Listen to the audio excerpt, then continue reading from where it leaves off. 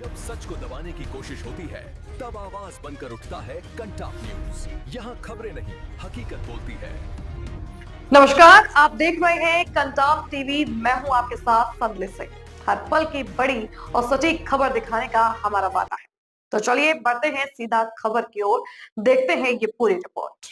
लखनऊ बदहाली का शिकार, राष्ट्रीय प्रेरणा स्थल निर्माण के बाद ईरान को क्यों लगी मिर्ची। उत्तर प्रदेश की राजधानी लखनऊ को लापरवाही और अवैध निर्माण का मामला लगातार गरमाया हुआ है। एक्शन हो रहे हैं। प्रदेश की योगी आदित्यनाथ सरकार लगातार राजधानी को नया रूप देने में जुटी है।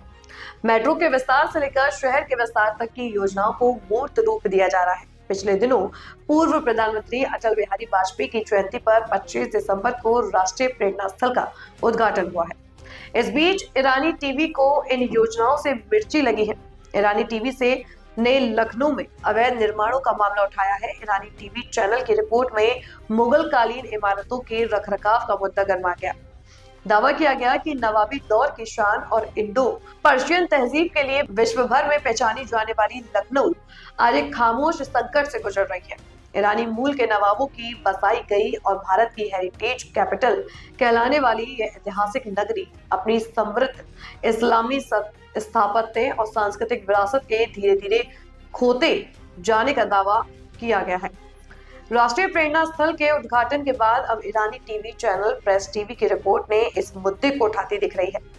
रिपोर्ट में दावा किया गया कि वर्षों की उपेक्षा, बेतरतीब शहरी विस्तार और अवैध निर्माण ने लखनऊ की पहचान पर गंभीर खतरा पैदा कर दिया है। अंतर्राष्ट्रीय स्तर पर अब इस मुद्दे को उठाया गया है।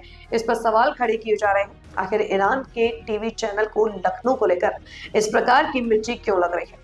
दरअसल लखनऊ में बसने वाले मुस्लिम समुदाय में शिया समुदाय की अधिकता है। ईरान शिया राष्ट्र है।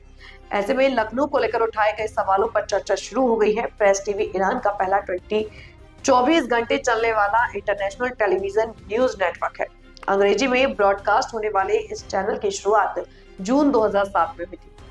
रिपोर्ट में कहा गया है कि लखनऊ वे शहर है जहां फारसी, मुगल और स्थानीय अवधी स्थापत्य शैली का अद्भुत संगम देखने को मिलता है। इमामबाड़ा, मस्जिदें, दरवाजे और अन्य ऐतिहासिक इमारतें न केवल नवाबी दौर की कहानी कहती हैं, बल्कि 1857 के प्रथम स्वतंत्रता संग्राम से भी गहराई से जुड़ी हुई हैं।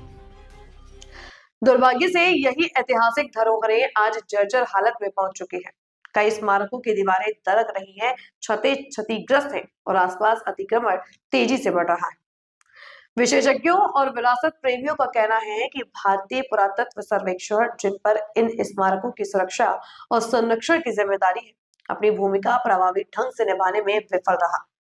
शहर के कई ऐसे ऐतिहासिक भवन जो एएसआई के अधीन आते हैं, आज उपेक्षा का शिकार है। अवैध निर्माण, कमजोर निगरानी और विरासत संरक्षण कानूनों को कमजोर क्रियान्वयन ने सदियों पुरानी इन इमारतों को बेहद असुरक्षित बना दिया है। धार्मिक और राजनीतिक नेता यासूब अब्बास का कहना है कि इन स्मारकों से होने वाली आय का मात्र 25% भी उनके रखरखाव पर खर्च कर दिया जाए तो इनकी खोई हुई रौनक वापस लाई जा सकती है।